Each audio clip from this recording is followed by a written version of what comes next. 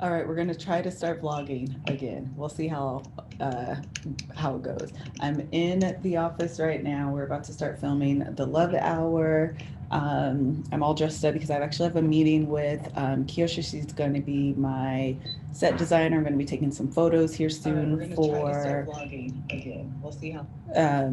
For brand photos. I'm trying to take the Miss Kev on Stage brand more seriously. I just did my makeup with the Boo Hive. Those are the girls that are in my book club where we read and do everything but books. Don't ask. But I really liked the way it turned out. In real time, I didn't really like it, but now that I have put it all together, you guys see this? Stress. So anyway, we're gonna start on the Love Hour soon. I'm really excited. I just sent the links out to Kev. So, yeah, we'll see how everything goes.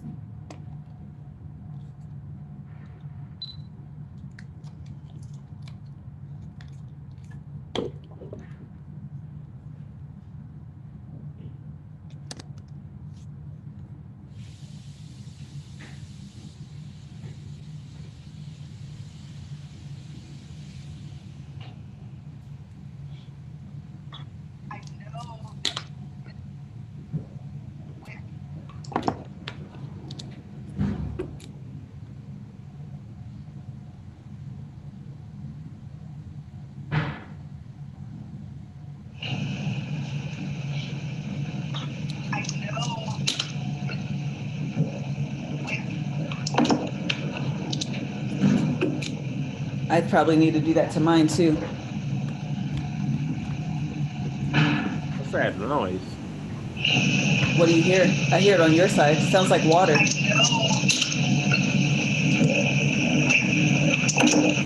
Is a fan blowing? No, I probably need to do. Is it better? Yeah, what was that?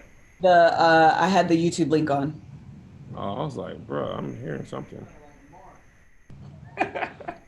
Josh said it sounded like a Mar. Come uh, here, baby. Let me give you a hug.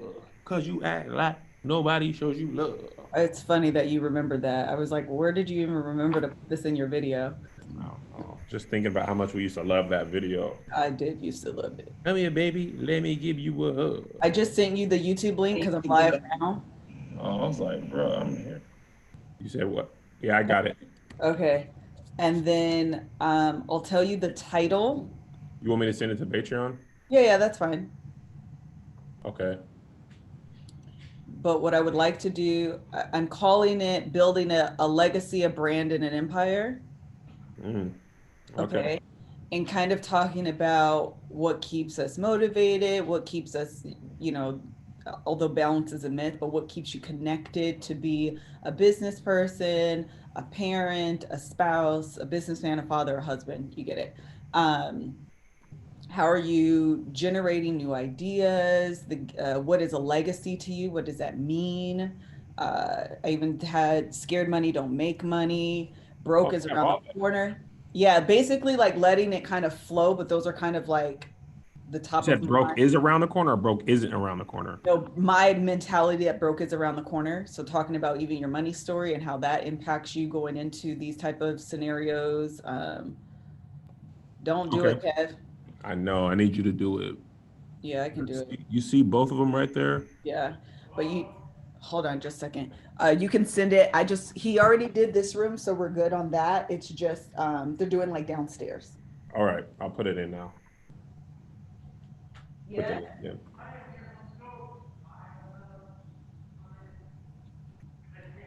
Come here, baby. Let me give you a hug. Cause you act like nobody shows you love.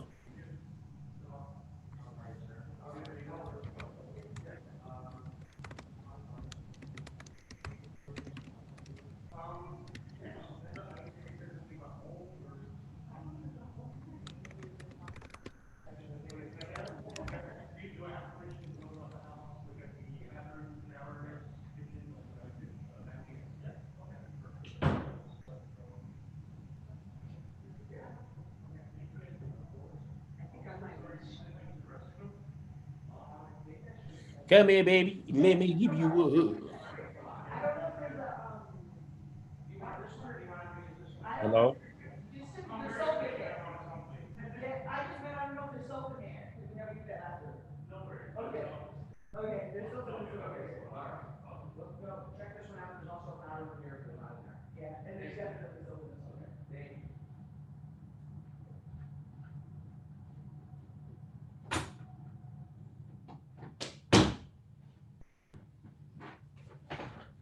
So yeah, I kind of want it to be themed. Like that's the theme that I thought of. I thought that was actually a really great title as well. But I think we can just let it be whatever it's going to be. You know what I mean?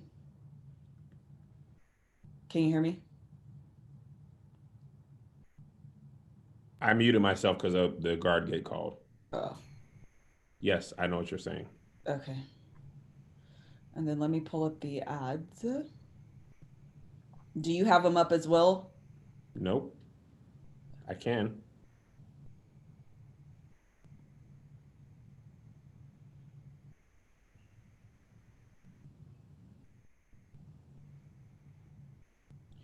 Come here, baby, and let me give you a hug.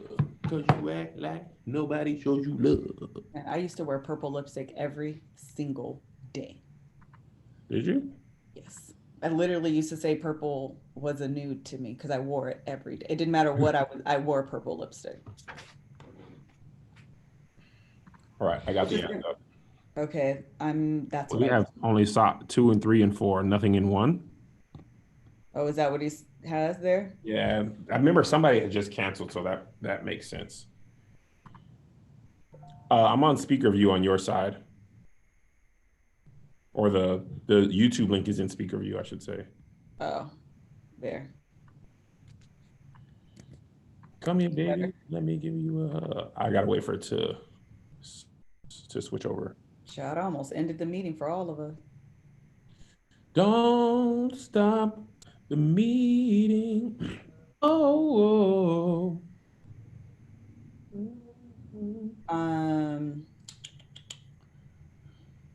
What are you looking for? I hate when I'm just like wandering. Okay. Switched over. I just did my makeup on the with the Boo Hive, and I hated it in real time, and now I like really like it. You okay? I need some coffee. Yeah, child, me too. I'm not gonna I keep waking up early in the morning and I don't know what it is. I went to sleep. Yeah, I'm not these disgusting things. Are you going over there? Yeah, can you get me some? Just whatever their basic thing is with cream and sugar. Hazelnut or French vanilla if they have it. Thank you, Josh. I love you. Okay. Remember when Josh was our friend? When who? When Josh was our friend. So I don't need this then, right? I don't think so. Not for this. Come here, baby. Let me give you a hug. Cause you act like nobody shows you love. Get out your feelings, ho. Get out your feelings. Love that. We watched that for like 6 months. I don't even know why I liked it as much as I did. I think it's part of what was accent. Yes. That's funny. Are you mad? Are you upset? Are you sad? Come here, baby. Let me give you a hug. Remember when we found out there was like 15 more seconds to that? We only had seen the 15 seconds. You only need the 15 seconds though. Yeah, I didn't put the other 30 when I found it. Ooh, my back hurts. Okay. Are folks in the situation? 19. Oh shoot, hold on. Hold on. What do you hear? I hear it on your side. Okay. It was because I didn't hit mute. I hit stop, and so it was paused. Yeah. Do you want to wait for Joshua? You just want to start or no? We can just start. All right. Yeah, he'll bring it in. Hold on. Are you gonna? Oh, you're vlogging? Yeah, I got to pick it up, Kev. You're just gonna have to force yourself. Yeah. Oh shoot. Let me tell you. You know what we should do, Liz? I got an idea. We should do a Kevin and Melissa a personal September vlog challenge. Okay. That we will vlog every single day. We should put it in the calendar. Start vlogging at 8 a.m. and at 8 p.m. if we haven't started. And we should just if we force ourselves to do it every day, maybe it's not going to click until we force ourselves. I know. And let's just try it and just try to do a vlog a day. I think you need your own camera. I can use the GoPro. Okay. I'll use the GoPro or the DJI, and we need to charge them, put them next to the bed. I'll start on my walk, just talk about it. We just have to start doing it because we miss out on so many good things because we're always waiting for something interesting to happen. No, I'm not waiting for anything interesting to happen. It's just not a habit. Okay. And I said I'm gonna go today. But let me do this. I'm so bad I meant to hit record and I hit off. Okay, so we are officially about to start the love hour. Kevin and I, it looks like we're social distancing, but child, we just had things to do. He's a child. But we have the setup is me and Kev up here. Down here, you can see the YouTube comments. Say hi. Y'all gonna be in the vlog. I'm gonna get a release. I'm gonna get a release from y'all. Oh wait, why I touched the screen instead of this? So we can see CG. We see you. Uh Diane Reed, we see you. Michelle Curtis, we see you. Evie Cheeks, Tammy, say hey to the vlog, y'all. Hold on, let me make sure I can get y'all to say hi to the vlog. Kevin's. This is why I Yeah. can't never get no monies on YouTube because you showing your nipple. That's exactly why. Okay, y'all. So today is August 25th. Let's start today. I'm just saying I want to see how long it takes us to get this up. So it's August 25th. August 25th. Let's Okay. start today. Let's not even wait till September. Put it in the calendar every day at 8:12 and to remind us to vlog. Charge the GoPro. Let's just do it. I'm sick of it. I'm sick of not doing it. Okay. All right, you guys, we got it. Thank you guys for saying. Okay, so we're gonna start I can't see myself. Hold on. So we're gonna start the love hour. Focus, girl. Focus, camera. Okay, so we're gonna start the love hour, and then I'm gonna take you guys on the journey with me when Kiyoshi gets here to do my branding stuff. Okay. Okay. I did it. All right. All right, here we go. Hold on. Check this chat. The Zoom chat. Yeah.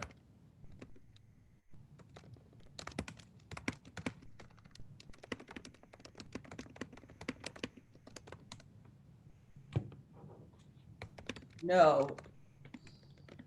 I want to have a separate conversation with you later. I don't want to talk about it. I just want to have a separate conversation with you later. Okay.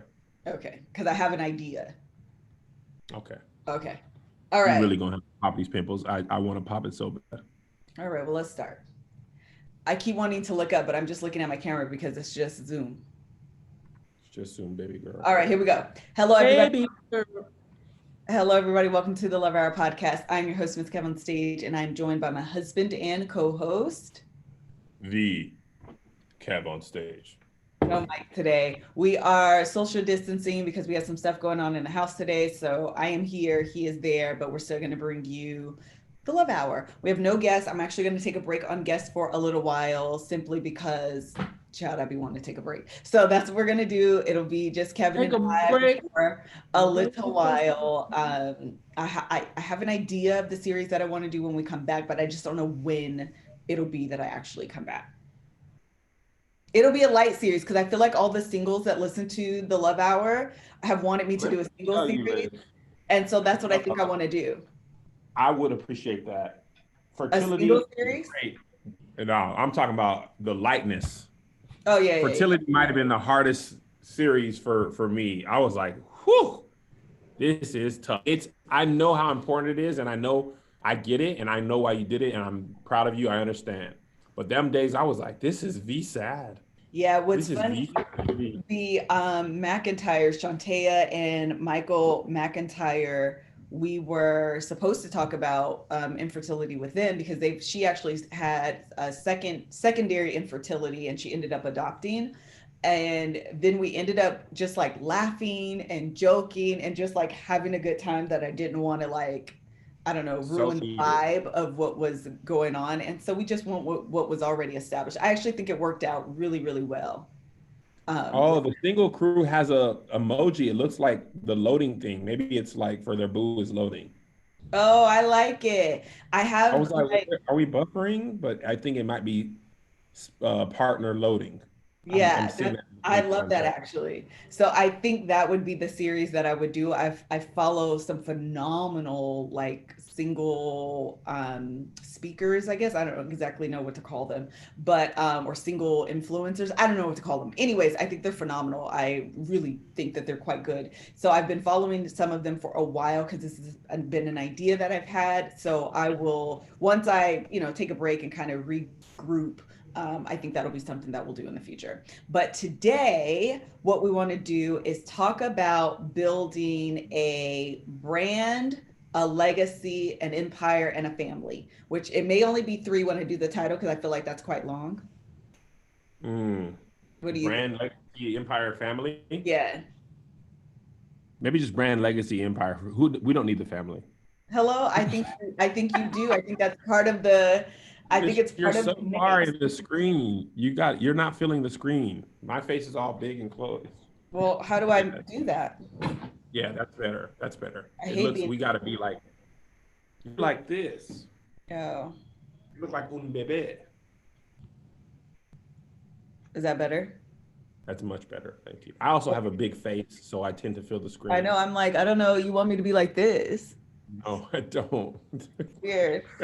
Okay, so the reason why I wanted to discuss this topic is because obviously, or not obviously, maybe you don't know, Kevin just started a podcast with Joey O, our youngest son. The first episode dropped and it was quite cute, actually. I thought it was really, really, really cute. But one of the things that Kevin was talking about is the idea that our kids are around a lot of entrepreneurs, like all of our friends are pretty much entrepreneurs, so it's all that they know, and so that's what they're naturally gravitating toward. And so I wanted to discuss what that, well, I guess starting off, what that means to build a brand and establishing this legacy that your kids are receiving as well. Does that make sense?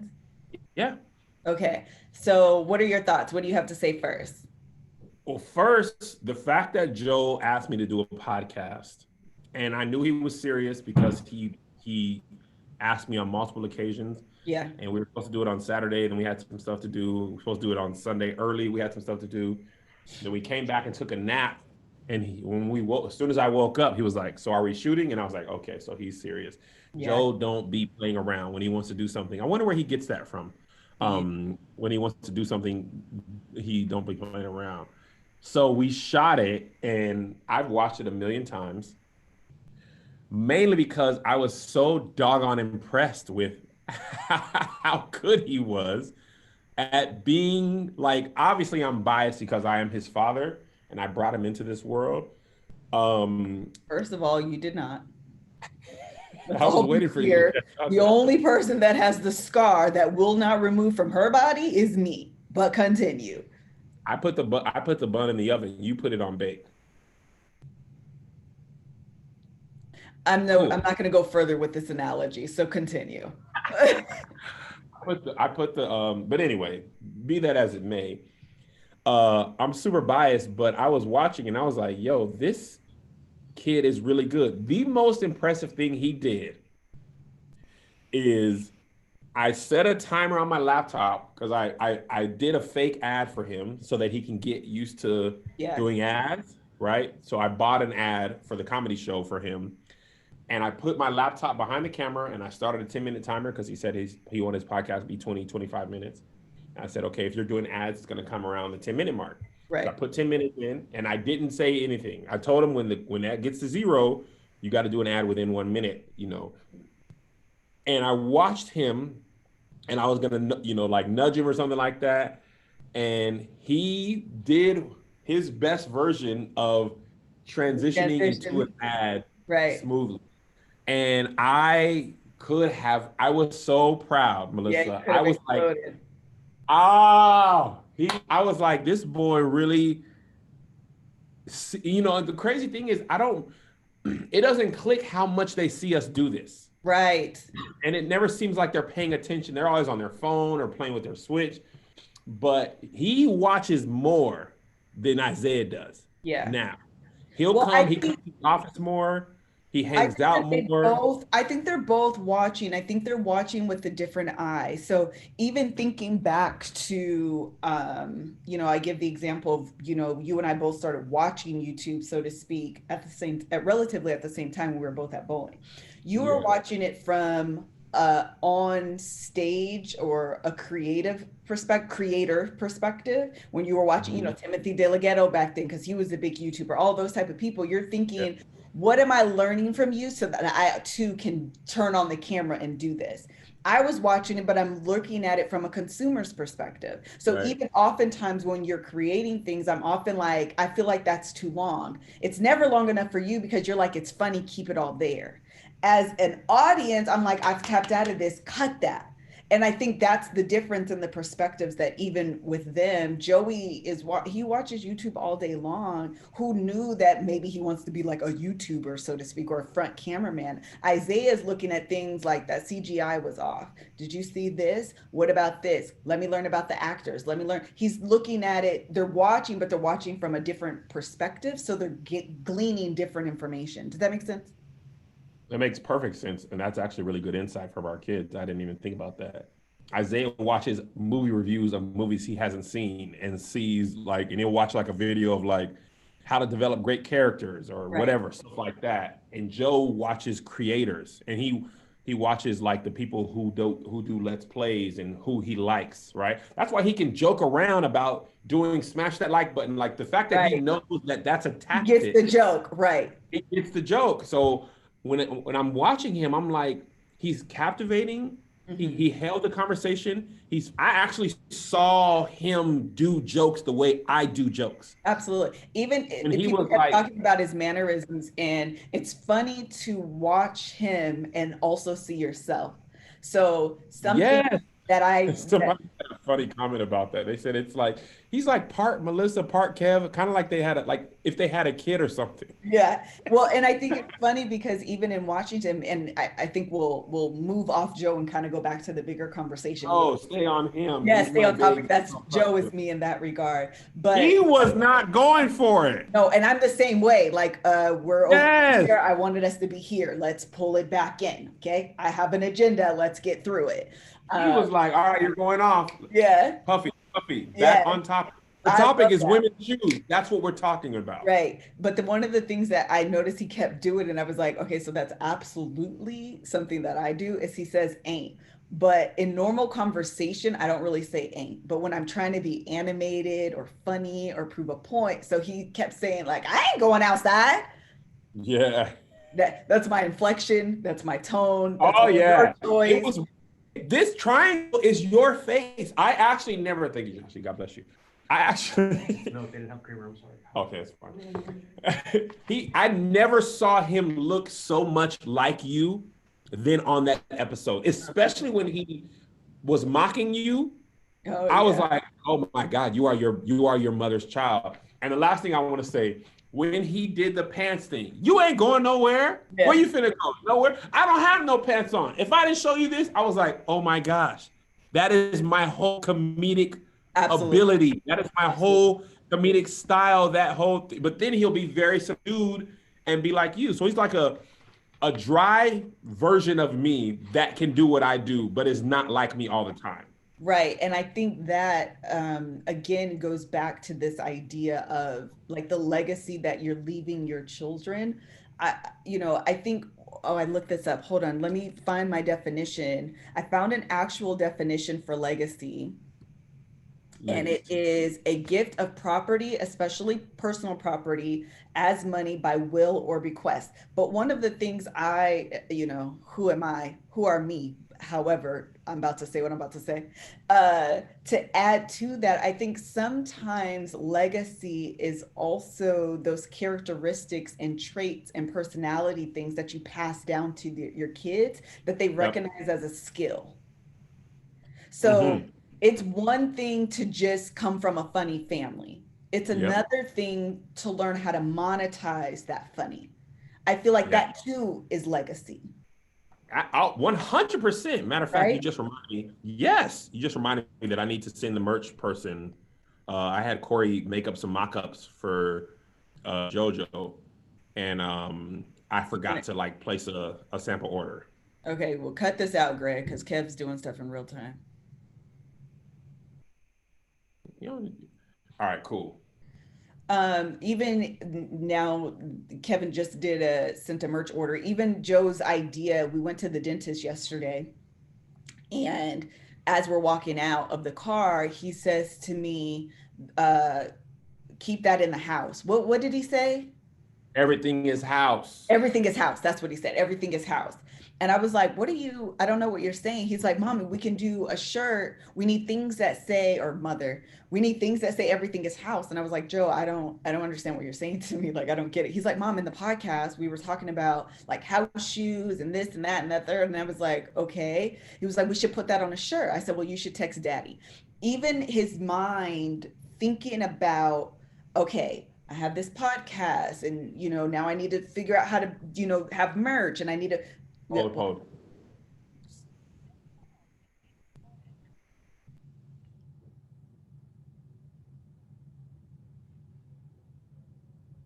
Who is he talking to that he has me on mute? It's the guard gate. Oh, got it. You didn't put the people on the list. No, that's fine. You can have Greg take that out, but they keep calling. They were even going to just call me and then call you. So, but Greg, take that out. I didn't mean, there was no way they were just going to call you and interrupt you. But go ahead. So I even think that is, part of entrepreneurship. And then again, just to kind of transfer it over to like the brand perspective, is that we don't know what we're doing. Our parents weren't entrepreneurs. I mean, I guess your mom dabbled in entrepreneurship, but no, she did it. Like she didn't. Oh, you mean like full time? Right. Yeah, yeah. I mean, she like always had a hustle point. Right. And she always, your dad always worked. So it was kind of like, and she managed to like, she worked at the church and she had in it, she dabbled in it, you know what I mean? But I think to really kind of create a business, an empire, which is another one of the words I wanted to use for the title of this, is that we're building an empire. And part of that is establishing the legacy that you leave for your children. So how do you, go ahead. No, I was just, you're going to ask a question. I'm just so excited. Go ahead. I just wanted to say that Joe has pretty adamantly said he doesn't want to go to college. Right. Yeah. And we have been like, college is just the next thing. Isaiah's like, I want to go not only to college, I want to go to film school. Right. That is what I want to do. I want to go to film school because I want to direct movies. Joe is like, I don't want to go to one more second of school than I absolutely have to. And he said he wanted to be a stand-up comedian. He wanted to be a podcaster. So for me, it was like, I feel the most proud because what we can offer our kids is something our parents can offer. And this is not to shade them. Like they took us out of what our situation would have been and allowed us to be this. Like they did their part and we're doing our part. But we can give our children the resources to pursue their dreams, right? They can say, Joe can say, I want to do a podcast and we can shoot it. Like in this room right here, we can build that into a studio. We can shoot it for real. You know what I'm saying? Like, and then we can monetize it. Like, I don't want to monetize it right now because I want him to like do it without any pressure. And I'll be the one to buy his first ads. But it's like, by the time this kid graduates high school, he can be a pro. Like the same way we talked about this before. Joe's really good at soccer, but I used to want him to go to the Premier League. And then I realized like those kids have been pros since they're like 8, 9, 10, 11, like been in academy and stuff. A tennis pro can go pro at like 11, 12, boxers at like 15, 16. If he's getting paid for even the dynamic ads, if Audio Boom just puts dynamic ads on the podcast, no red ads, he's technically a professional, or he's getting paid, right? Right. And his 10,000 hours is going to come so much earlier. We're not even counting the years of Awesomeness TV. Mm-hmm. That's just, and the other thing I'm glad is I did not push him to do this. He came back and was like, this is what I want to do. I want to be like you. And he always paid a little bit more, a little bit more attention, like you said, to the performance aspect of stuff. And Isaiah always paid more. Now that I'm thinking about on set, Isaiah watched the director when we were on the Major Deal set. Josiah watched the actors. Right. Isaiah wants to stand behind the camera. He's like, why did you shoot that? What's the lens? And Right. Joe's like, why are you doing this again if they did Right. it? You know what I'm saying? Right. So Right. my goal is one day for Isaiah to direct a movie that Joe stars in. That would be like, I would just, and also it's my last thing I want to say, and I want to continue to let you do your thing. It is so rewarding for your kids to be interested in what you do on Right. their own accord. Like if they wanted to be a mathematician or mechanic, it wouldn't really matter to me. Once they both didn't want to play basketball, I was like, okay, so parenthood isn't about forcing them to do what you like. It's about letting them find their own thing.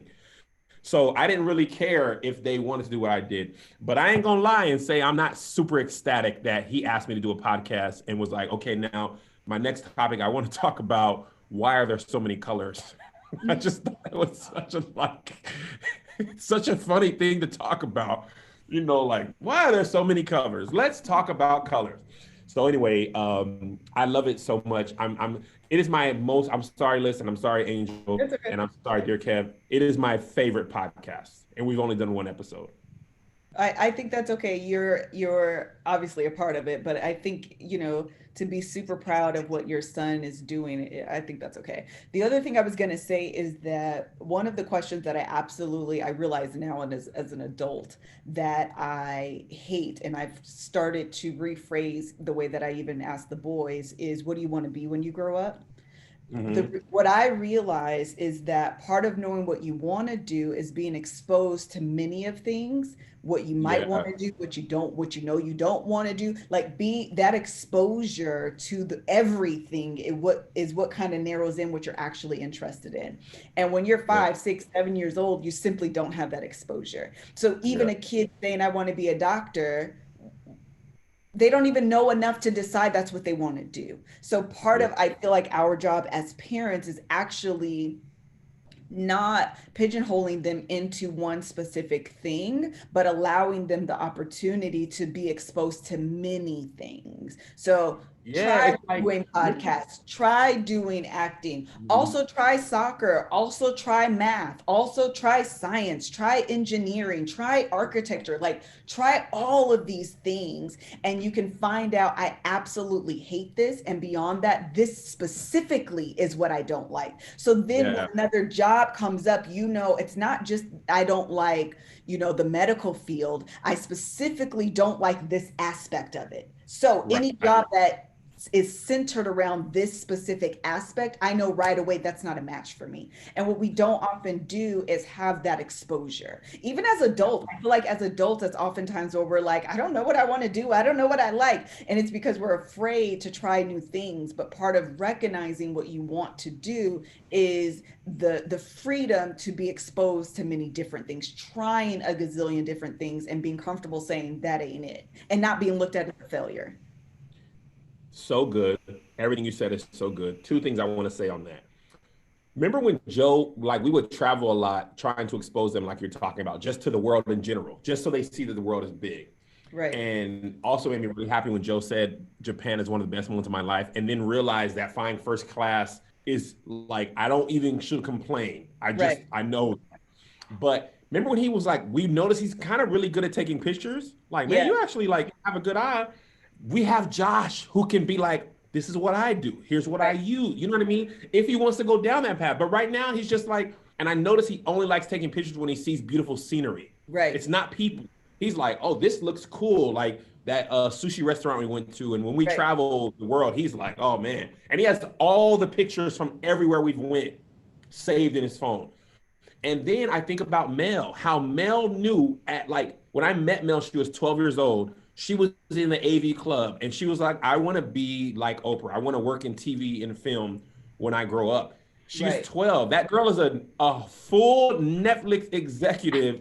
She So is. she knew what she wanted to do, but it took having access to that at school, having parents who could pay for her to go to college and get, and then even the money for internships at the radio station. I can't remember the name of it, and the TV stuff that she did, and then eventually getting into Cartoon Network, and then knowing like she's amazing because she basically know what she wanted to do for a long time, and then like went down that path Right. for it.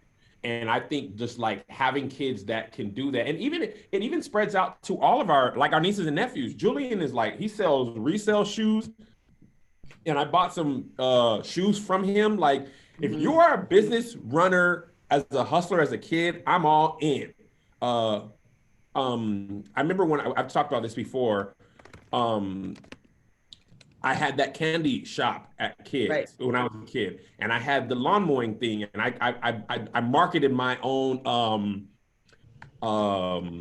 lawn care company, and I see that in my kids that I got from my mom, and I see that in my kids, and I see it in my nieces and nephews. And Jay kids are like, I want to do what Uncle Kevin does. He do whatever he want to Right. do. He runs his own businesses and stuff. And I'm just glad that they can be exposed to that. Because you were talking about doctor and lawyer. You know why that? I think that comes from like when you're a kid and you watch those shows. It's like, what do you want to be? This is a doctor. This is a lawyer. You know what I mean? Like, this is an engineer. Bob Right. the Builder works construction. That's all you kind of hear about when you're watching stuff like that. You don't hear like, I want to own a podcast. I want to be a podcaster. That's Right. not even a thing that's available to you. Right. And I think part of it is because as adults, we're not exposed to that.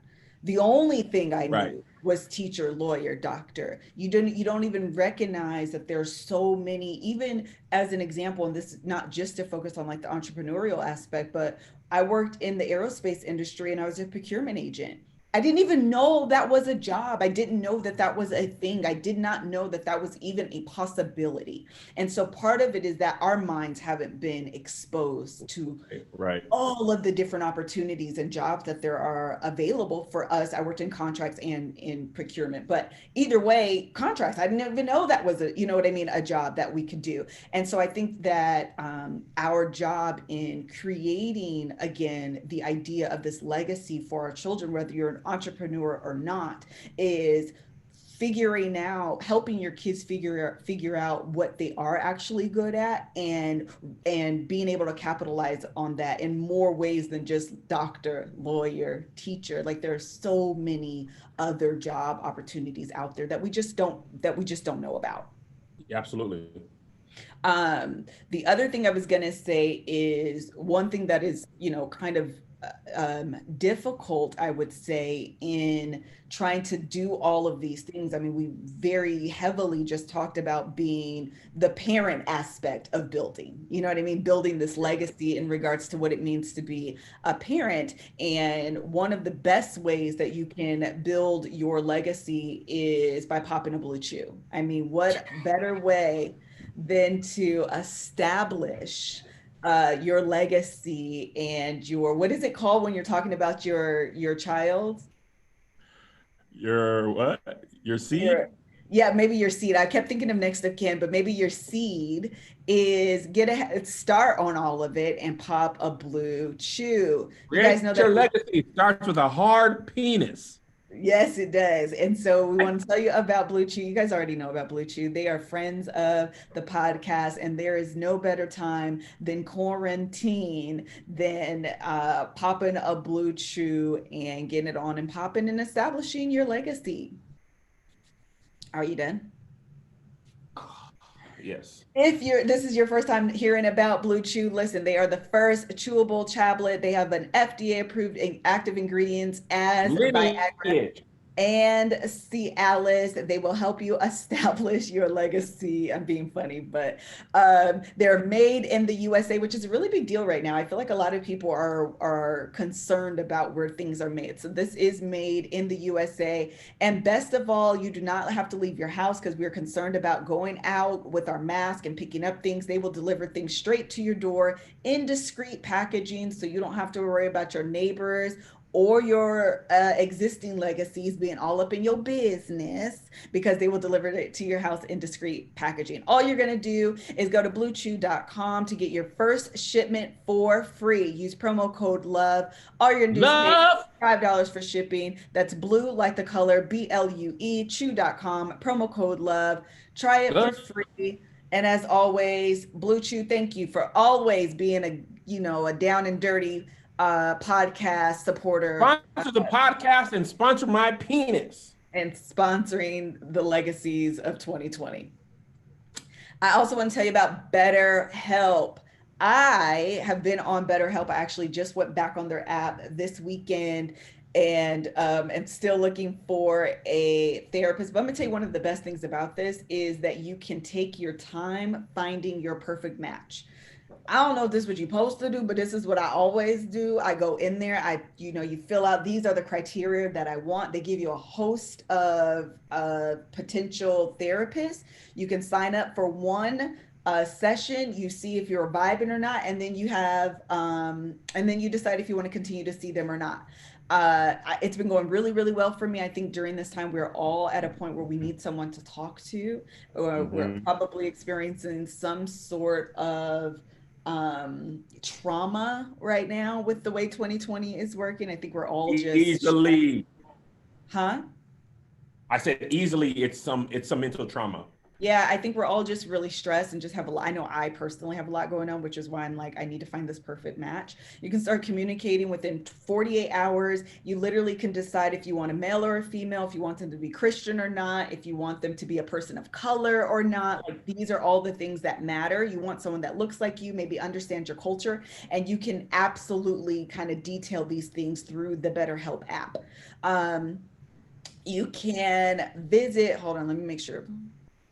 While you're finding that, listen, therapy has been the single best thing to come out of quarantine for me. And a lot of times, I have my weekly scheduled therapist, but what BetterHelp offers me is a little bit more time to have somebody when I need them. I can't, although my wife is the reason, you may stop. No. Someone's at the door. Can you just actually read all of the yellow and I'm going to get the door? All right, cool. My wife is the reason that I started therapy, and she actually probably is the most the main beneficiary of it. And I want you to have that, whether you're single, married, whatever, targeting your issues and helping to point out your problematic areas is super important. So, is there anything that's interfering with your happiness, something preventing you from achieving your goals? BetterHelp will help assess your needs and match with your own licensed professional therapist. You can start communicating. She already said that. Hold on. I'm gonna start right here, Greg. It's not a crisis line. It's not self-help. It's a professional counseling. It's not a crisis line. It's not self-help. It's professional counseling done securely online. There's a broad range of expertise available, which may not be locally available in many areas. This service is available for clients worldwide. You don't have to be subject to just the people around you. You might live in Macomb, Mississippi, and they might not have the best therapist in Macomb. No disrespect to Macomb, it's just a small town. Your therapist might live in Kansas City or New York or Waco, Texas. And with BetterHelp, you can get them right in your face. You'll get timely and thoughtful responses. Plus, you can schedule weekly video or phone sessions so you won't ever have to sit in an uncomfortable waiting room as with traditional therapy. I also like this. I'd be doing therapy in my car, in my garage, in my Maserati that I have to turn in on Friday. BetterHelp is committed to facilitating great therapeutic matches so they can make it easy and free to change counselors if needed. It's more affordable than traditional offline counseling, and financial aid is available. BetterHelp wants you to start living a happier life today. Visit their website and read their testimonials that are posted daily. Visit betterhelp.com/lovehour. Hold on, babe. It says we got to read one or two reviews from here. No, I think it says they can. I don't think we have to. Okay, cool. Yeah, I'll finish it out because I know it gets monotone. Visit betterhelp.com/lovehour. That's BetterHelp. That's HELP. And join the over 1 million people taking charge of their mental health with the help of an experienced professional. In fact, so many people have been using BetterHelp that they are recruiting additional counselors in all 50 states. That's because we need help. Special offer for Love Hour listeners. Get 10% off your first month. That's BetterHelp, HELP.com/lovehour. Highly Love Hour. And that you guys do this. Highly recommend that you guys do this. Okay, so one of the things that I wanted to talk about as well in this building an empire, legacy, a family, a brand is the balancing act of it all. So one of the things that you and I were just having this conversation that I struggle with quite a bit is that when I have to choose between brand building, business, or being a mom or a wife, I always choose mom or wife. So I'll get up and make breakfast. I'll go to the grocery store and cook dinner. I'll clean up. I'll throw a load of clothes in the laundry. Like I will do those tasks, so to speak, instead of building the Miss Kev on Stage brand. Recently, I've started to take that a little bit more seriously, but meaning the Miss Kev on Stage brand. But even still, I struggle with that. So how do you find, do you feel like you're, balance in quotations, because we understand that balance isn't a thing, but do you find yourself in a struggle with that? My It's almost struggle like is a Kev on not Stage different. interview, isn't it? No, it feels like a conversation. Okay. One, oh no, don't. What? No, don't restart my computer. I've been pushing this restart for so long. I just got a notification that said we're turning your computer off in 58 seconds. Like, don't do that. I'm gonna keep on pushing this thing. This is probably like the second year I've been doing this. That's But funny. anyway, my thing is the other way around. Okay. My natural inclination is to do the work stuff, and it always comes first. There's a part of the Big Leap, and I see some people saying it's a hard audio listen, so read the book. I always read books, not because of audio book. If I don't read a book, my mind just wanders. When I listen, I can't focus. So Are you talking about the like, Big Leap? I missed if you actually said that. yeah, I'm talking about the Big Leap. Yeah, But that's actually going to be specifically, my book for next month in the book club. okay. There's a specific part of the book where the author talks about what you just said. And he said a lot of women feel that I am not doing my womanly, wifely, motherly duties because of this creative passion. And sometimes that's the way we raise, sometimes that's society, and sometimes it's a coping mechanism to like say, hey, it's okay that I don't do this because I've got to take care of this, that, and that, right? It's a fair thing because you want to be a good mom. And also, like your mom, and I can attest to this because I used to go to your house for this reason. Your mom cooked hot breakfast every day. She did. Every single, every day. And she worked. So like she wasn't staying home. Like every day I went to I remember I've told this story before, but I don't care. It's funny every time. I went to your house for like 2 weeks and I just started going over there to eat breakfast because I was like, bro, she be making French toast sticks, like grits, like always something. It wasn't always like she's slaving, but she would have Costco, but it was always hot and ready. Yeah. And I told my mom, hey, Melissa mom cooks hot breakfast every day. Do you think you could do that? My mom was like, sure, yes. You know what? I'm glad you asked. The next morning, she had a bowl of Fruit Loops on the table. No spoon, no milk, just one bowl of Fruit Loops. And I was like, you could have just said no. If you didn't really want to do it, like if your heart wasn't, just say no. Like everybody's not like that. So I think that's something that was modeled for you. And maybe you associate being a good mother with cooking and cleaning and doing motherly things. That wasn't modeled for me. My mom didn't care. She didn't cook. She made sure food was available. And I always saw, actually, this is actually becoming clear to me now. I always saw her working on her business. When I would come in from playing, she'd be at the laptop or we ain't had no laptop. She'd be at the desktop designing flyers, printing out flyers, asking what I thought. Kev, do you think a travel business will work? You want to tell you know what I'm saying? Like I always saw her doing that. So what was modeled for me is if you're hungry, go eat. I got to do this. I got to have a meeting. I got to set something up. So to me, a mother was a hustler. So I'm being like, and I saw her writing books and doing poetry and teaching, you know what I'm saying? Like teaching classes in church. So I kind of gravitated towards that. So I think that almost for you, it'd be like a rewiring of what a good mom is. Right. Because you always feel a way about Postmates and like eating out too much. And I think that is a fair part of that. Like, I don't discount that because I know your heart is, you want your kids to have healthy food and Postmates and all that type of stuff. I'm more like, all right, in order for us to do this business, maybe we need to get a chef, not because we're rich, but because in order to do what we need to do and also have healthy food, I'd rather hire a chef or do meal prep or do whatever, you know what I'm saying? Like a housekeeper. It's not because I want to flex, it's because cleaning the house takes 3 hours on Saturday.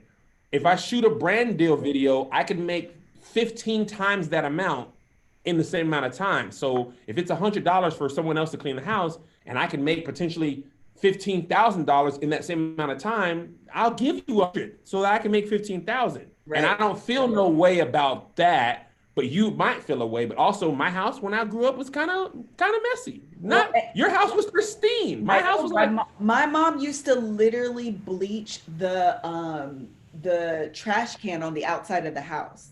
Like, I low-key have thought about doing this. The dumpster that's on the outside of the house, I'm like, oh, it stinks. It smells like trash. It's a dumpster. It should smell like trash. But there's a difference between like, oh, it's a dumpster trash and like, oh, this smells like trash. And so I feel like I should like go out there and like bleach it and pine saw it and like clean it out, because those are the things my mom would do. But you bring up a really interesting point that we kind of, and one of the points that I wanted to talk about is, one of the things I said recently is broke is around the corner. Yes. So part of the reason that I have such a hard time or outsourcing or hiring help is because I always feel like broke is around the corner, and you can't build a brand, you can't build an empire, you can't build a business trying to do everything yourself. And our do everything ourselves is different. Yours is very much you're a control freak and that's what you want to do. Mine is, but if I outsource it, I have to pay you. What if tomorrow I don't have the money and I gave it to you today, then I'm stuck tomorrow. So let me hold on to everything because I don't know what the future holds. And you can't, neither one of these is sustainable. Neither one of our models is sustainable. No, it's the kite and the string now needs to work together. It's the kite and the string that now, I got it. Yeah, I need to work together. Huh? Keep going, I like it. So we were shooting this weekend and I was driving the Maserati and we pulled up to a shoot with a friend of ours, and her manager, I pulled up with the Maserati. He got the Rolls Royce Bentley coupe, okay? Pitch black windows, and he's not renting it. He has it for real. Right. I felt away. I almost backed out the Maserati and parked it down the block. Not because it wasn't a pristine car. It ain't no Rolls. Right. But also, he had the Rolls for real. Right. One thing he said Saturday that I'd never thought about. He said nobody becomes a millionaire by saving. They become a millionaire by investing. So in order to, like this app that we're working on that I've only talked about that on Patreon. Greg, edit that out. This is only for Patreon because I don't want to tell the world yet. So Greg, take the app thing out and we'll talk about it in theory, but not in actuality. There's some things, let's start here, Greg. Okay. There's some things that we're working on that we are, we've been talking about in, blah, blah, that require a super investment, right? Okay. And even I'm like, whew. And because they wanted their money up front. And I'm like, what if it doesn't have to work? The money is gone now. I cannot return it unto me void. And I think about the Bible, like when that person got the talents, you can't bury them. And in order to make $1 million, you might have to lose 10,000, right? Whatever, like there's some risk associated with that. And for me, I always think about me lying on my deathbed. It's not as morbid as this, but this is what I think about.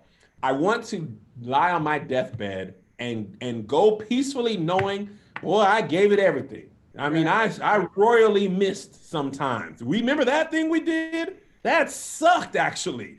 Remember that house we got to live in for a while? It was dope. We only got to live there for a minute, but boy, remember when we was on the golf course? Like, remember when we came to get this house, you were like, Kev, I don't know. I was like, listen, whether we stay here for a month or a year, we will be able to say, we used to live on the golf course, boy. Now we're in this cardboard box. But once upon a time, we lived, and with my family, and that's why I'm always like, let's travel, let's go to Amsterdam, let's go to Japan, like let's do all the things, because didn't think about quarantine. We for sure can't do that stuff now. Right. But it's so that when I die, I can die knowing I freaking gave it everything. And I didn't. I will mentally deteriorate if on my deathbed, I'm like, what if I just would have just gave it everything? What would have happened? And that's kind of what I want my kids to see, like, bro, go for it. You might fail. That is a real possibility. It is a real thing. No, but you might not fail. Right. And I think what's so funny is I feel like I have the fear on both ends. So sometimes I have to psych myself up to just be like, okay, do it right now. If you don't do it right now, you're gonna change your mind tomorrow. So do it right now. Because if I literally don't do it in the moment that I'm feeling the conviction and the passion, once it passes, there's no guarantee it'll ever come back. Because I have Yeah. the fear and it exists on both ends. So while your fear may be, I did it all, win or lose, I know that I have exhausted all possibilities in this lifetime. I Yeah. have this really weird, God, I don't want to not do everything you have for me to do. And dang, I also freaks me out to be what I absolutely could be, because I feel like there's so much exposure and vulnerability, and you become like this target for people to like throw darts at you, and it freaks me out. And so That's fair balancing though, those Liz. two things, huh? I said that's fair. Like you're not your fears aren't boogeyman in the closet. Your fears are things that have legit happened. Like when you get big, you do become a target. That's Yeah, not an irrational fear.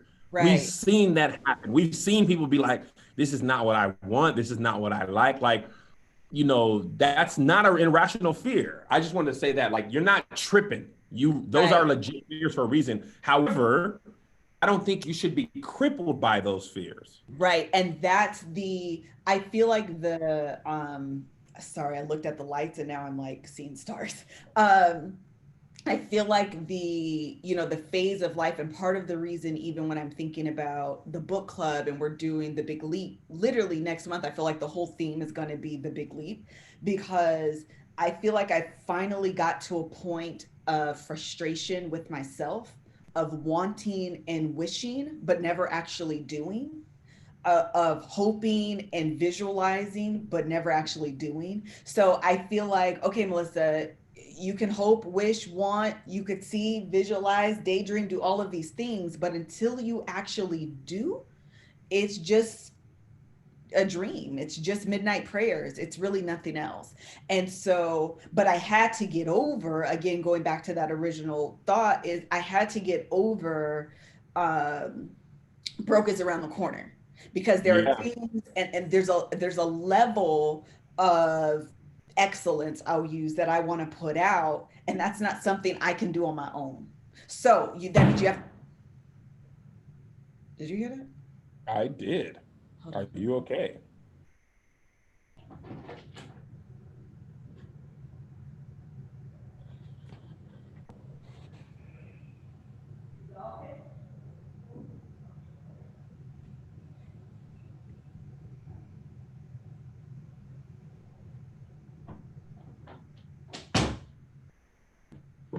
Okay, sorry.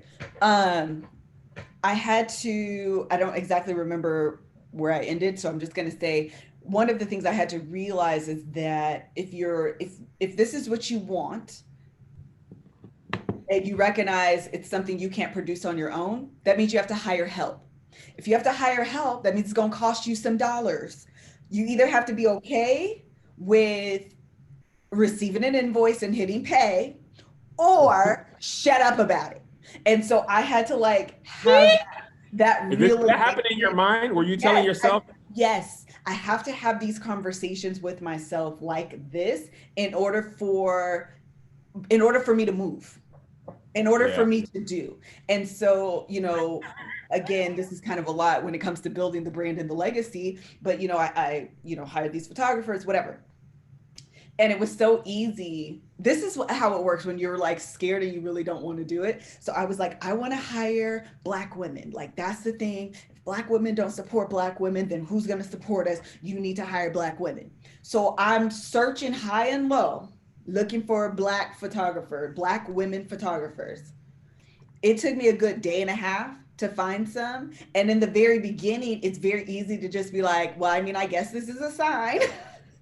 I oh shouldn't yeah, be doing anything's a sign this. when you don't want to do it. Listen, let me just give up. And I still have to like talk myself over that hump in order to continue to do. Otherwise, it would be 3 weeks later where I am today, still talking about what I want to do and that's it. That's as far as the conversation goes. Mm-hmm.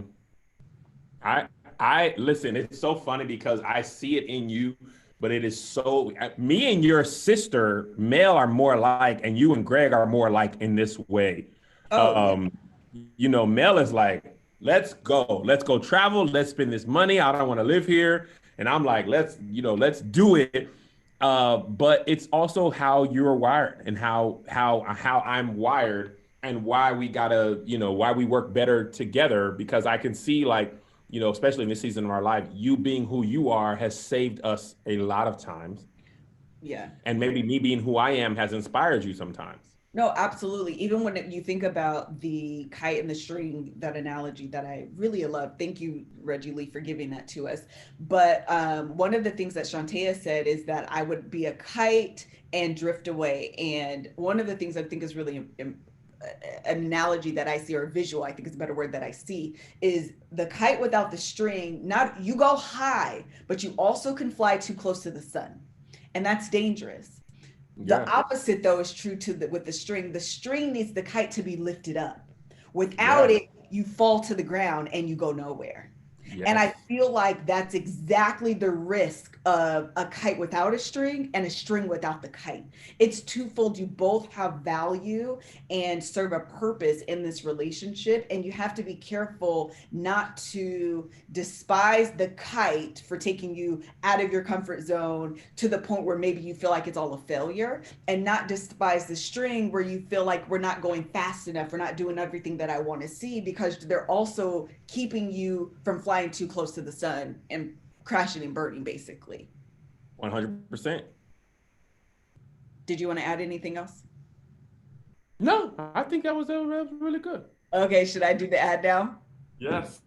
Okay. I didn't want to go too far in and make it longer. Okay, that's what I thought. Okay, I think that those are really valuable lessons for, anybody that's in this kind of kite and string dynamic. And I think it's something that over time you learn to appreciate. I think Yeah. otherwise you can become resentful of your kite, or become Right. resentful of your string, because you don't understand the value that they add. And these are things, like I said, that you learn over time. One thing that you don't have to press pause on and wait to learn is going on Skillshare, picking any number of things that they have available for you to learn. They have inspiring classes for creative and curious people, and not just creative and curious people. They also have what I have coined the learned creative, or the person The that is learn the creative. learned creative, or the person that is very much like me, where you feel like you need to ground your creativity in something like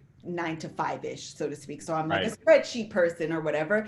The classes that they offer you will inspire you, but also they help you, again, just kind of give you practical steps to ground that creativity in something that's actionable. So I've taken tons of their classes. I've taken a graphic design class. We've taken photography classes. I've taken branding classes. I've taken time management classes. Like literally there's some of everything for everyone on this platform. Skillshare offers membership with meaning. With so much to explore, real projects to create, and the support of fellow creative, Skillshare empowers you to accomplish real growth. Skillshare has classes to fit your schedule and skill level. Skillshare is also incredibly affordable, especially when compared to pricey in-person classes and workshops. An annual subscription is less than $10 a month, which is phenomenal, Ah, because it's basically a bunch of master classes all in one place. And that's, yes. that's what you need. Explore your creativity and get 2 free months of premium Two membership. free months, Two, Lisa? 2 free months. Skillshare.com/love hour. You're going to get Love two hour. whole months of unlimited access to thousands of classes for free. Get started today. Head over to Skillshare.com/love hour. And when you Love sign up, hour. make sure to tag us in the class that you're taking and tell us what you're learning. Again, Skillshare.com/love hour. Love hour. Okay, first of all, I was totally like Black Girl Magic and you were in church, so our vibes did not match. That's because I'm saved all the time. Hello? Judgment. What? Also, I'm glad we talked about this today because I was like, man, I need to talk about JoJo, and I was gonna have to do it on Here's the Thing because I was like, I got to get this out. I'm so doggone proud of this boy, and I'm just so happy. So I'm glad we actually talked about it on this. Oh, good. The last, I guess, little bit we can talk about that I have in my notes is the idea. Did we cover all of that? Did you feel like we put a button on that topic? Oh, What? yes. I just got a notification from the auto body thing that my vehicle is on track to be finished on Friday, and I'll keep it. Just keep it for a little while. Maserati Kev is not a real thing. It is. I was hoping they were like, oh, the parts weren't in. You We need just have to another let month. it be the moment that it was. No. You know what though? I ain't gonna hold you. I'm getting the AC fixed before I turn that car back in. Oh, that's fine. I think you should get the AC Because fixed. and that's not me just trying to extend it, but it is me just trying to extend it. I But know. it has been unnaturally hot the last Okay, yes. like month or so. It's been like over 100 and 100 degrees, and that AC on that Toyota be like, I am for like 70 Well, degrees. and that car is old, Kev. That car, that car is old. I'm gonna tell you right now, Melissa Fredericks, But let me be right clear. now. I'm not saying buy No, a new no, car. no. Let me be clear. My money story is telling me that the answer is no. My God said yes. When Jesus says yes, your Melissa can't say no. I said Melissa Lit. can't say no. That would have fit too. I actually should have said that. I hope that Toyota is like, it's gonna be $8,000 to fix this, and I'd be like, what? This is total. When I got the estimate from the body shop, I was like, they told me I was like, because that bumper was falling off. They were like $800. I was like, that's a regular price. I need something to make me feel like this is not worth it.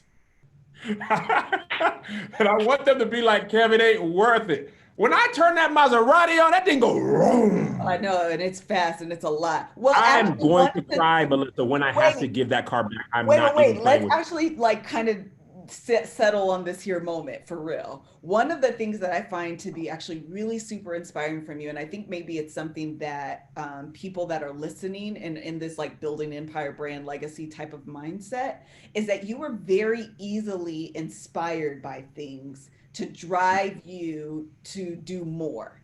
Does that make sense? Yes, So absolutely.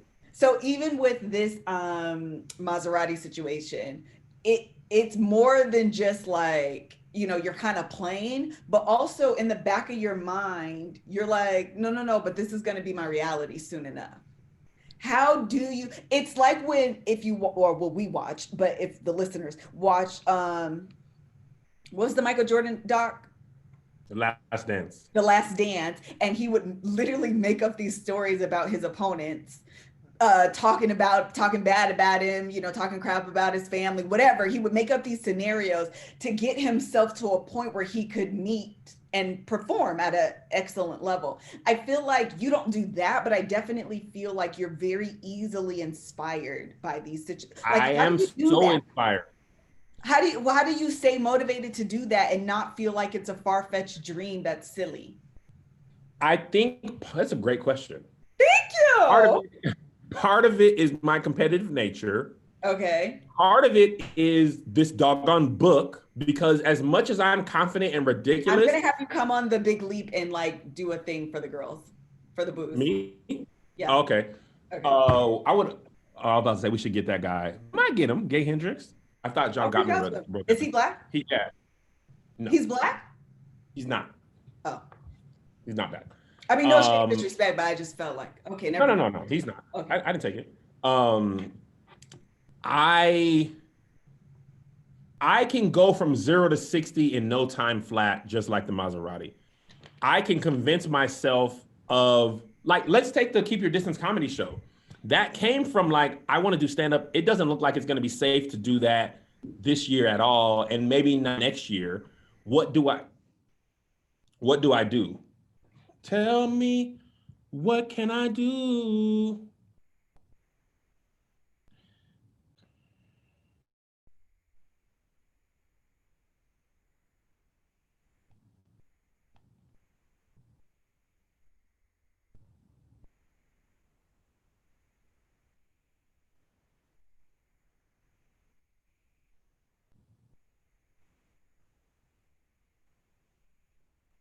'Cause I can't live without you. I can't live without you. So tell me, what can I do? 'Cause I Sorry, can't Kev. live without you.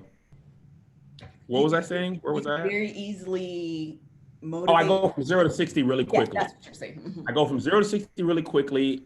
It's the same reason I'm a advertiser's wet dream. You can Right, sell right. me on a story quickly, and I can buy into it. Like, although I was playing with that Maserati message I had when I got it, I also was like, low key, this also could be God being like, bro, you can get this. Oh, I Yeah. know what I was gonna say.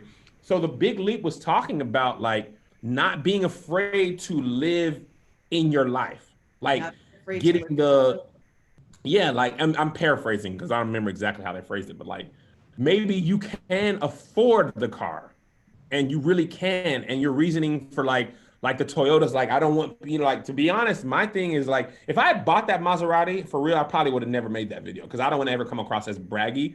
I would have just been driving it. But I'm like, let me just like I have my parts of you too, where I'm like, the Corolla is safer, it's paid off, blah blah blah. In case whatever goes wrong, I always got a paid off car.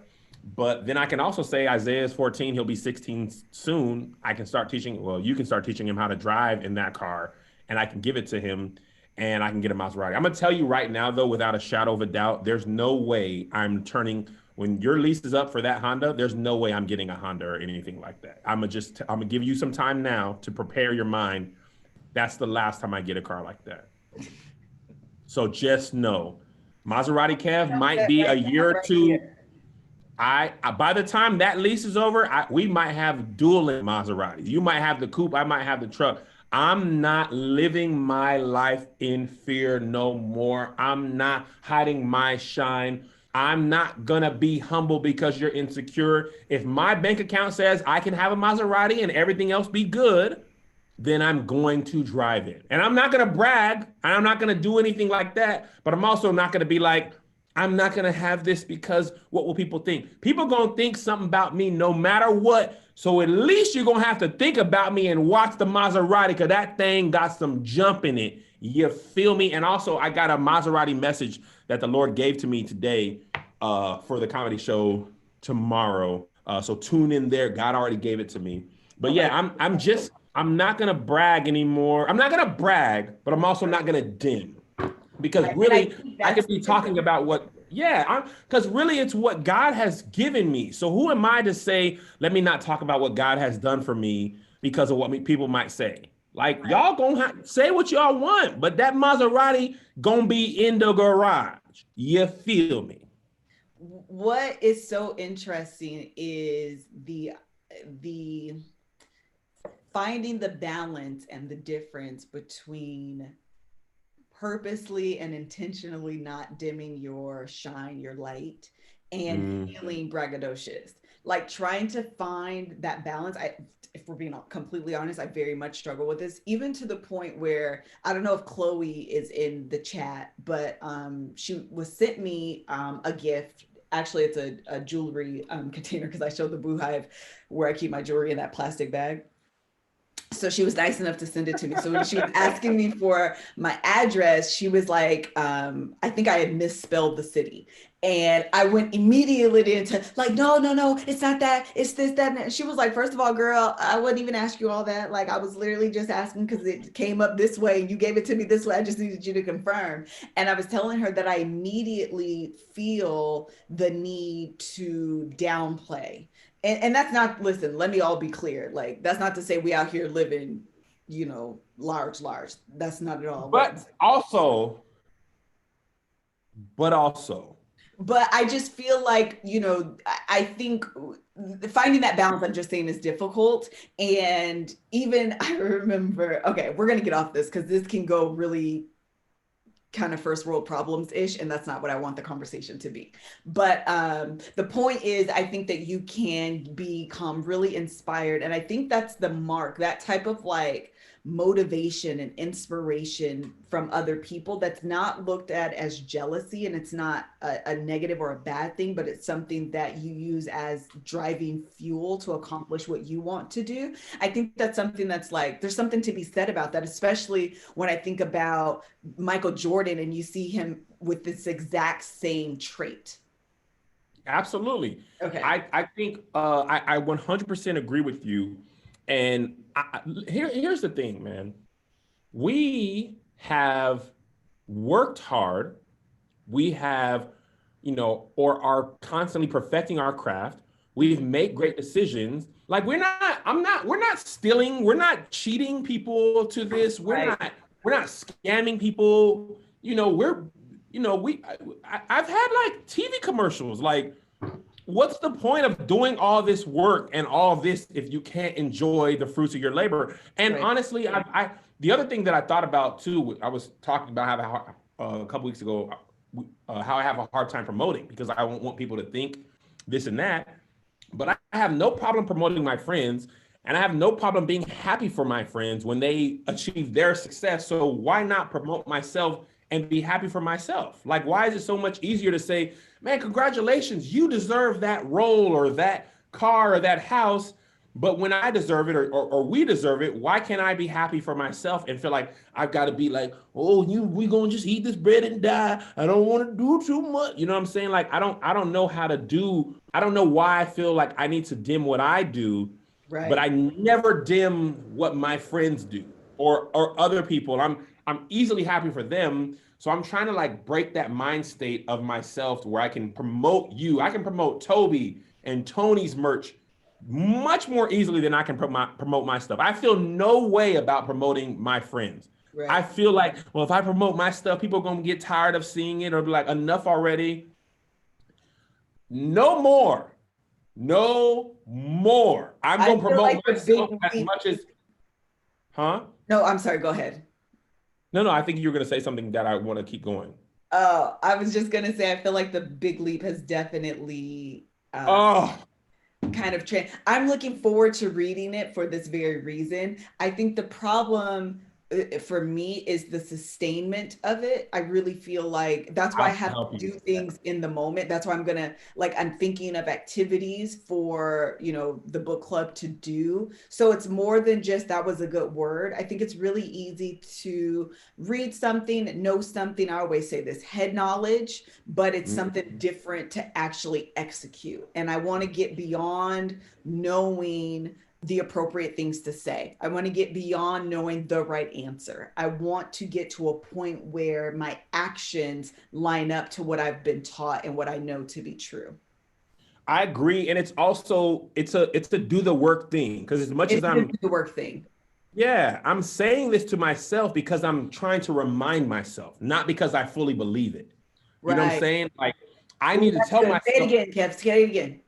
I'm saying this stuff to remind myself, not because I fully believe it, right? I'm reminding myself, like, you can promote your stuff. This is your audience. You deserve what you work for. And also, when someone compliments you and says, hey, Kev, you're really good at that, don't diminish that by saying, oh, I'm just doing nothing. Like, if somebody says you're a marketing genius, which people say often, thank you. Thank you. That still, as I say thank you to that, bugs crawl underneath my skin because it is still very uncomfortable for me to say thank you to that when people compliment. What do you say? Josh gassing me up from over there, right? Especially from people, close to me, people I admire. But so I'm telling myself, just say thank you. So that each time it becomes more easy to do. It's kind of like earlier in one of your campaigns was like, you are worthy. You are more than enough, as is, without change. Like, that didn't click the first time you said that. You still have days where you don't feel worthy. You don't feel more than enough. You feel like you need to change, and you got to keep, like, it's got to become a mantra. Like, no, you are worthy. You are more than enough, as is, without change. You are worthy. You are more than enough. It's kind of like Cool Runnings. I'm a bad mother. Yeah, like, you got to keep saying that until it's like, yeah, and I'm out here. You feel me? I'm up in here. What's up? I deserve to be here. I belong in this room. Like, you're fighting imposter syndrome. You're fighting the way you grew up. You're fighting that poor vision of yourself. You're fighting body dysmorphia, whatever it is in your life, you got to keep saying that until you're like, you know what? Nah, we off that. I'm not thinking about myself small like that no more. I deserve to be here. I deserve this. Yeah. I am valuable. I bring something to the table. I wouldn't be in this room if I didn't have value. And then you start being like, okay, actually, it's like a basketball player. Like you missed a couple of shots. You're like, nah, I'm gonna keep after it. I'm good. Then you hit a couple more, and now you're like, okay, I'm back. I belong here. You know what I'm saying?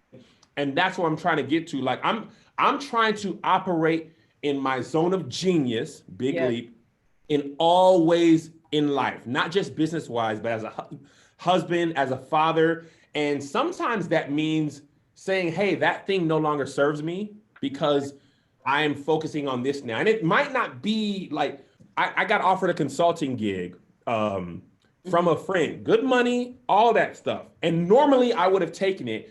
And because of this book, I realized I am taking this job. I would be taking this job because I like you. I want to support you. But the truth of the matter is, I don't want to spend my energy consulting for other companies right now. I want to spend my energy using my marketing, creative energy on building my companies. Right. And although you might pay me a good amount, that amount that you're giving me, that time is actually better spent building my company. And the truth is, I really don't want to build anybody else's company right now. Yeah. That's something I was doing for years, by the way, but I'm not taking offense to this. You have told me that since all depth. And I try to rationalize myself into, saying why it would work and all that. But I finally now, because the truth is, All Def was still safe. Right. To be an executive and talent, I got the best of both worlds. But I wasn't going to fully become myself until I said, I got to quit this job and go forward. I couldn't really do both. And that's the next step, is like really realizing, like, Kev, you really have the skills. But when the person sent me an email, I was just like, great. So wait, Kev, hold on. We got to wrap this conversation up, but really quick. We don't have to do nothing, Liz. We can talk more. Stop being JoJo. Angel's not going to be here for another 30 minutes. Let's keep going. Okay. I wanted you to briefly, quickly explain the Zone of Genius for those who haven't read the book. Because I didn't know I didn't know what I was saying it, but I think you got it with the terminology. Yes. I'm trying to remember exactly. Basically, there's the zone of competence. Means you can do something, but other people can do it just as well, if not better.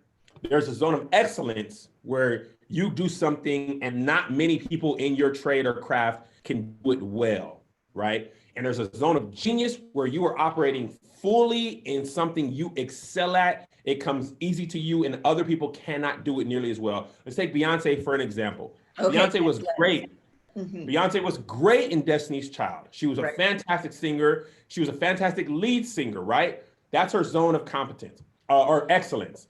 Beyonce as an actress in Austin Powers is competence. She can act, but there's a lot more people who do this much better than she does. Right? I love you, B, but it's a lot more people. Yeah. Her zone of genius. Might be a little generous, but keep going. Right. Her zone of genius is her Coachella performance. Sure. When you're watching that, you're like, there is not many people on earth that can command this stage and do what she is doing right now. Hardly anybody can do this. So for Beyonce to be at her best, it's better for her to spend her time preparing to do the Coachella performance and Lemonade the album than acting in Obsessed, where she stinks as an actress. She stinks in Austin Powers, but she is genius level at being Beyonce at Coachella, where you're like, oh, she is in her MFing better bag. than Michael Jackson. She is very good. And she is probably the best at this. LeBron James playing Game 7 versus LeBron James in Trainwreck. Right. He's just an actor in Trainwreck. In games, you know what I'm saying? So in order to operate in your zone of genius, you have to turn down things that are in your zone of competence or maybe even excellence, because you need to operate fully in your genius level. And for me, my marketing ideas come the best when I'm promoting something that I'm in and that I want to be a Right. part of. I can be competent or even excellent consulting for your company, but you're never going to get all of me, because if I give you a really good idea, I'm going to be mad at myself that I Sure, didn't keep it for myself, sure, right? So now I'm like, let me focus 100% on the things that I want to build.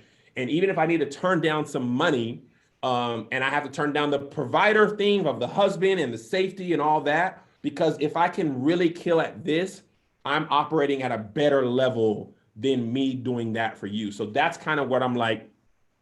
This is me at my very best. And I only want to, and that's also what I want for you, for Josh, for Angel, Tony, Jay, my boys. But each person has to identify their zone of genius sure. and then move aside the distractions. I can't get you out of your head. I can tell you what book to read, but I can't identify you for you what is your zone of genius. You know what I'm saying? Like, and I can't tell you like, let's go, Liz, let's go. You got to be the one. And that's why most people won't ever do it. It's not because they don't have a zone of genius.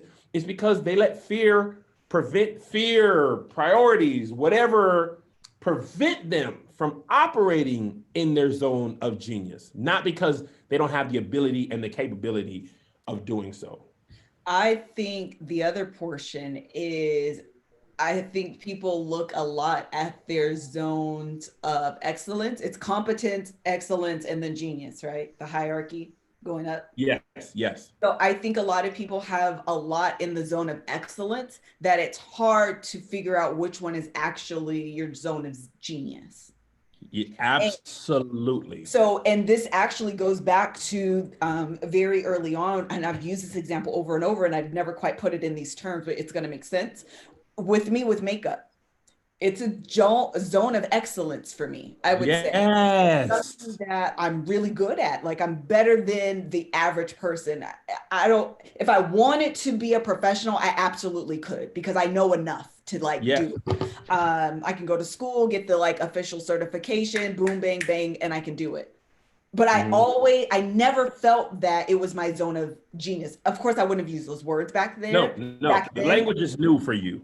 Right. The language is new, but I knew in my gut that it just wasn't it for me. And I think that's how a lot of people feel. It took me a long time to kind of figure out, okay, girl, well, if it ain't that, you like what else is available to you? I'm looking around and it ain't a whole bunch of other options. And I think Yeah. that's the part that me, I am people, you struggle with is you could have this huge bucket of excellence and trying to pick what's the one to pull out as your Mhm. zone of genius. I think that's difficult. And it's It is. especially difficult for people that don't have a talent that's monetizable. So you are Absolutely. funny. That's something that's obvious and tangible and something that you can say, this is what I want to monetize and capitalize on. I don't, for those people, again, me, I am people that don't have that. It takes a little bit more work to try to figure that out. And that's where like that exposure to all of these different avenues in life come into play because it's not just I'm funny. It's not just I, can do whatever is a tangible skill. You kind of have to do more work to figure that out. And that's hard. And sometimes it's frustrating to be honest. I 100% agree with you. No, no argument here. But also, there was a time when the monetizable skill I have now wasn't monetizable like this.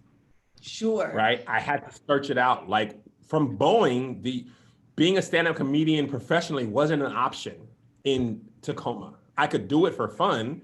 I could get paid a little bit, but I couldn't do it for a job. So I had to figure out what that was for me. And that's where, YouTube and, Little Rascals and all that other stuff came. Like, and even like, people ask me, am I a movie writer? Like, I can write a movie. Mhm. I don't live and breathe writing the way Yeah, but someone I else. don't even know if it's your zone of excellence as much as just the zone of competence for you. For movie writing, Yeah. I agree. It's Oh, just something I can do. I'm not even excellent, and it's definitely not genius. So I need to get someone who's operating at their genius level writing for me. Right. directing for me. Even from like the way a director thinks and sees stuff. Remember when we shot that thing with Issa Rae? The way he was like, I was like, bro, I would never think of that in a million Right. years. So for me to make the best film, it doesn't mean I need to write, direct, and produce. I don't need to do that. I need to say, you write, you direct, Right. I will act, I will market, I'll do what I do best, which is be funny and market. You make sure to call, you know what I'm saying? Like that's how you get the best project. I remember I've been watching The Office, and my favorite cold open is the fire scene where Dwight does the thing and fakes a fire thing. And I remember watching that and being like, I can never write that myself. And I was talking to somebody about that, and he was like, bro, no one person wrote that. There's like 30 people in that writer's room. Like, that's all the best. He was like, that show had the best writers Hollywood had at the time, all working together. Right. So one person's idea is maybe Angela should throw the cat up. Sure. And, oh, that's funny. And somebody else says, what if it came down in a different, you know what I'm saying? Like, but that's all these people operating their zone of genius together. So that's what I need to build around me. And you're part of that. For our company, I need you at your zone of genius and me at my zone of genius and Tony and Josh and Brennan. And then the project is like, oh, snap. They really in their bag. But that's why I want all my friends to read the book, because it's going to be, I'm going to get frustrated that's what Jordan was so frustrated at. He was operating in his genius and everybody else was competent or excellent at best. And he didn't need them to be him, but he needed them to be the best versions of them. And it's frustrating to be around people who can't at least be the best versions of them if you're being the best version of you. Because then you're like, there's so much more in you, and you're really hurting my chances of succeeding because you're afraid to be the best you. If you can hit a 3, but you're afraid to take the shot, we lose because they're going to triple team me. And when I pass it to you, you got to shoot that, baby. I need you to be Paxton or Steve Kerr. I don't need you to go for 40 like me. I don't need you to hit a triple-double. But if I'm the decoy, you got to doggone hit that shot. I only need 3 points out of you, that one shot. And that's what Jordan had with Paxton. Like, let me give you 8. But the last 2 was a 2 you couldn't hit. Right. Because they know you want the last shot, right? And that's what I need from my team. Otherwise, I got to get somebody else in here who's going to take the shot. Even if you miss, you are at least going to be open. I'm not even going to be open. You know what I'm saying? So that's what I want out of everybody around me. And the more I get into it, the more I'm going to demand it from you.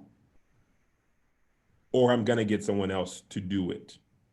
Because the more comfortable I get, like, let's all just be clear. Get somebody to do. You know, I ain't talking about you. Okay, I just want to make sure we're clear because you just kept talking, and I just want to make sure that we're talking about what we're talking about and not talking about what we're not talking about. Okay, let's just all make sure we're reading from the same book, and we're all on page 12, paragraph 3, line 2. Are you done? I am now. All I need is when I asked Josh to edit the documentary, and he was like, I can't do it. And I'm like, you can do it. And he's like, I can do it. And then he turns it in. Yes, that's all I need. I need you to be in your bag. These brand deals that Josh is editing, I'm like, whoo, baby. Now when you pay me that money, I can turn that in with confidence because I'm like, yo, this is something I couldn't do. Right. But that might mean, okay, Josh, you don't edit podcasts anymore. Because somebody else can do that. Let's put you on these things because you are really taking the level up, right? That's all I'm saying. I'm not going to replace my wife with a white woman. Okay. Anything else? I don't know if that it just got to them. Yeah. That's all I'm saying. And I think that's why I'm kind of the most excited because like even with us working with Brennan and Transit Pictures and the way the comedy show looks now, I'm like, okay, y'all are doing your version of what I do. Sure, best. Absolutely. Right. And you know, for me, you've been in those meetings where I'm like, I can't do this. Right. I would have had Josh shooting that on an iPhone in here. Right. And we would not have the success we had at that because it looks better with iPhones. Absolutely. I mean, it looks better with with cameras. You know what I'm saying? Like, and that's kind of one thing I learned in therapy that like, part of our next level of success requires me to let go a little bit and trust that the other person that I'm giving this to can hold their own. Because if I try to hold on to everything, It doesn't. It's not a scalable solution. Yeah, I think that's the other part that's really quite interesting is we both are holding on to models that are not sustainable long term. I've been listening to what's his name, Sam Johnson or something like that. I can't remember. Anyway, he's this YouTuber that no, not Sam Smith. He's a YouTuber that analyzes singing videos. I think it's Sam. Oh, your white boy that Yeah. you've been listening to for the last week. Yeah, I don't know. I randomly got hooked on him and I just absolutely adore him. But one of the things that he always talks about are singers who you can hit this note or you could do something. Yeah, you can do it. It may even sound really great right now, but is that sustainable long term? Is the shortcut that you're doing now that can get the results that you want, but in the long term, it's actually doing damage? Is that sustainable? Are you actually crippling your career today by taking the shortcut today that you don't even know in the future it's going to end up not being working in your benefit? And I think that's what this conversation is about. It's about recognizing that you have to let go of control because that's a sustainable model for scaling. It's about recognizing that I can't hold on to every dollar because that's not sustainable. There are things that you're just not in your area of genius, not even in your area of excellence. So you can't do it all. So you have to outsource, you have to hire help, be okay with letting go of those dollars. That's a sustainable model. And so I think even as a kite, we want to, well, at least me, I want to get on my pedestal and talk about how I'm the stable one and look at me saving my money and I'm so responsible. And at the end of the day, that's not sustainable either. So we both have things. Really? Look at that, Liz. First of all, I already have said that. You ain't said that clearly. Well, read between the lines. So anyway, do you have anything else you want to add? I think we're at a good point too. I don't want to run in circles, but I think we've exhausted this conversation. Yeah, no. I've reached my end with this. I just want to say this year has sucked in so many ways, but was also necessary in so many ways. I think I would have been running the same way had I not had this forced adjustment period. Right. And I'm just trying to take advantage of this as opposed to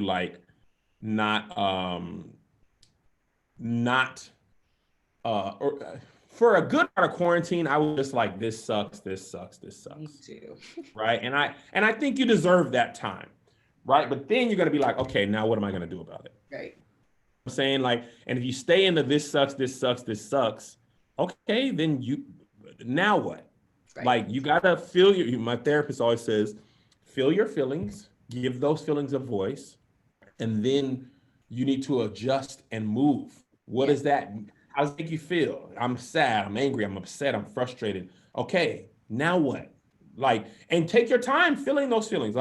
It takes time, right? But feeling your feelings and dwelling on your feelings are separate things, right? You got to give the adequate time to each of those, So we looked around and we're like, okay, this part of the world's not changing for months. So what are you going to do with the way the world is now? Not where you want it, not where it used to be, where it is right now. What are you going to do right now? And a lot of businesses, we've studied this, and a lot of businesses that grow successfully capitalize on a certain moment in time that may not ever come back around again. I'm going to keep talking about it, but it's also a good example. Bob Johnson built BET at a certain time when there wasn't Black representation on TV. Right. He had a lot of access to Black content that people have made. He had people that wanted to see it, and he had advertisers that wanted to get, the Black audience or get the Black audience's eyes on these products. Right. Right. He admitted he couldn't make BET right now. Right. So right now, you can't go safely everywhere to a stand-up comedy show, right? Some places are safe, some places are unsafe, some places have limited capacity, blah, blah, blah.